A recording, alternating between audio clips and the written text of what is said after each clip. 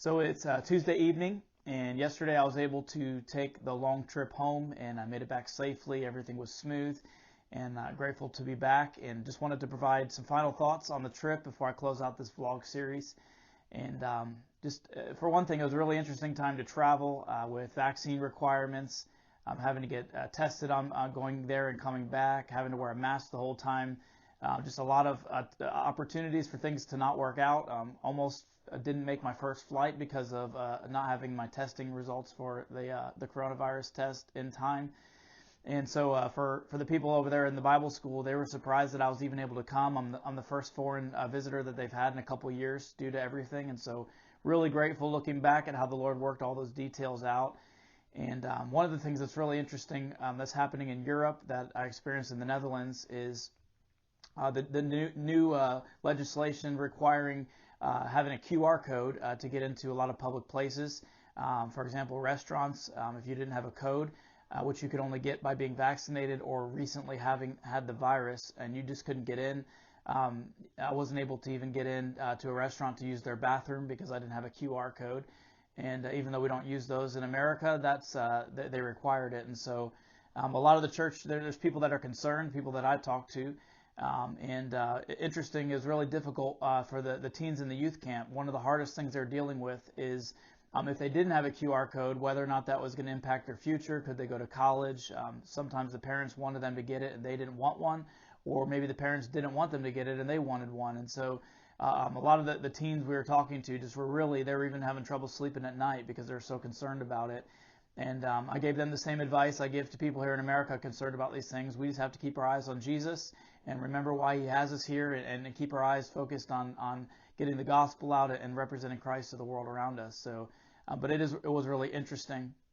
Another thing that I always notice, no matter what country I go to around the world, the beauty of the body of Christ. I love meeting believers in different cultures, sometimes from different theological backgrounds, and even though we may not agree on some details, having Jesus Christ in our lives and the cross as the center and the fellowship of the Spirit is something so special that it never gets old. Getting a chance to meet people and just experiencing that deep fellowship and love for one another, and it's so rich and so beautiful. It's something that I think you can only experience to understand. And so really appreciated just that opportunity to minister and fellowship with so many different people.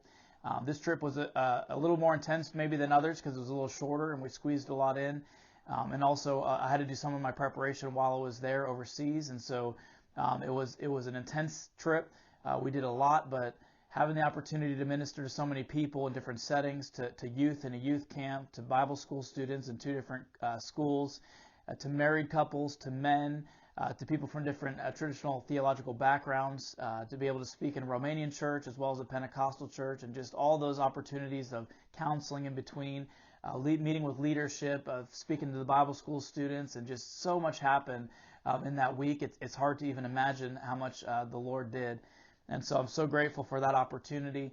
And only God knows the details of the results of what happened. Only God knows how he's going to use the seeds that were planted this last week and a half in the lives of people, and how people were discipled, how there were lost people that heard the gospel, and Christians that heard truths that will impact their lives. We had people exposing sin in their lives and getting help. We had a chance to counsel, to give wisdom to people. And so there's so much was going on, and it was really a wonderful time of ministry.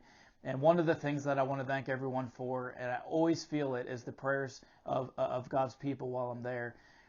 About halfway through the trip, I was dealing with a lot of just mental challenges and struggles. And one evening I was just kind of discouraged and just kind of going through some stuff. And I was praying, and I really felt like the Lord revealed to me that it was a spiritual battle that I was walking through.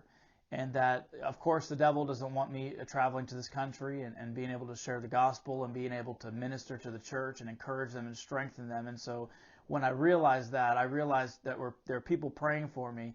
And it also really encouraged me to keep pressing on through the rest of the trip and to persevere. After that, I kind of got a fresh breath and felt like I could keep on going, because I thought, well, if there's a if there's resistance from the spiritual realm, that means I'm in the right direction and God's got me there for a purpose. And so that it really carried me through the trip. And so I frequently realize and just sense a deep sense inside of me that people are praying, and that's carrying me through. And so I want to say thank you to those who are praying and those who are supporting Make Way Ministries, and we share the reward, and we're all in this together. And so I'm so grateful for your support and for your prayers, and so grateful. I'm just filled and overwhelmed with all that God did, and just looking back, it's there's so much to process through.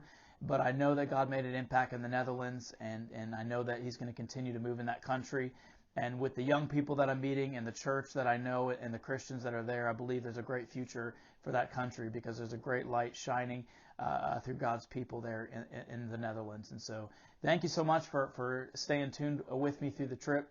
And God bless you, and we'll continue to see Jesus expanded and His kingdom expanded here in the U.S. and around the world as He opens doors of opportunity for us.